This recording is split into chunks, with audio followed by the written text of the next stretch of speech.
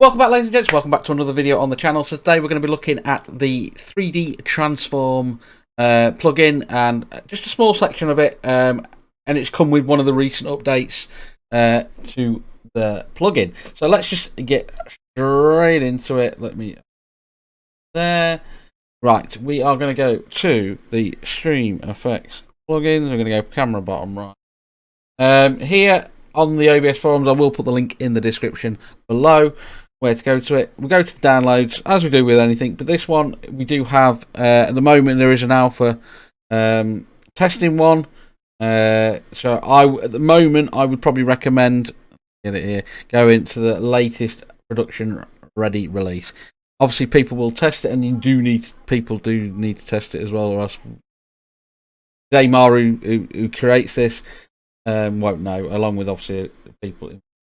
We're going to go scroll all the way to the bottom, and we're going to go to the StreamFX Windows plugin. Obviously, if you use any of the other systems, use them, and then just follow the exe or the installer process to get there. The beauty about this plugin, especially with OBS, as we can see another camera there, is it has its updater built in, so you can check for updates.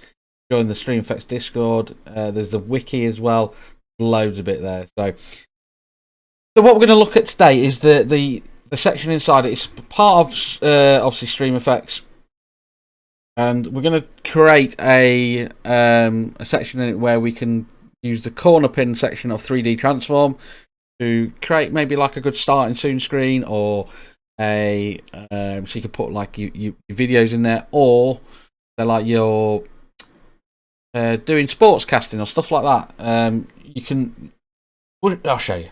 Just some examples there. I'll show you. So I've just downloaded a picture from like an outdoor cinema, and as you can see, we want to try and make it fit in that box. So inside the cinema screen, doesn't really fit. So we're going to make it so it's a little bit bigger. And then what we're going to do is we're going to right click. We're going to go to filters. So here I have already got a 3D transform one started, but I'm going to move this value because we don't actually have that at present. So we've got a 3D transform. I'm going to set it to default, and it selects corner pin. Corner pin is the default one selected straight away. We're just going to move this there.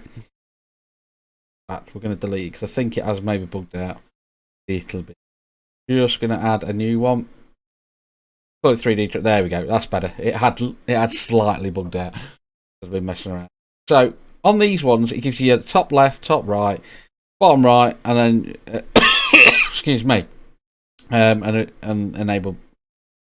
That's a little bit beyond me, the advanced settings. So I'm just going to leave that at the moment. So what this does is we can move this top left. So there, move it down a little bit, and slightly adjust it as we go along. We're going to go top right. Again, that can just tuck in a little bit, maybe move down. Go. Obviously, you can get closer and closer, and you can zoom in, drag yourself in, so you get that pixel perfect movement. That in a little bit, tiny bit.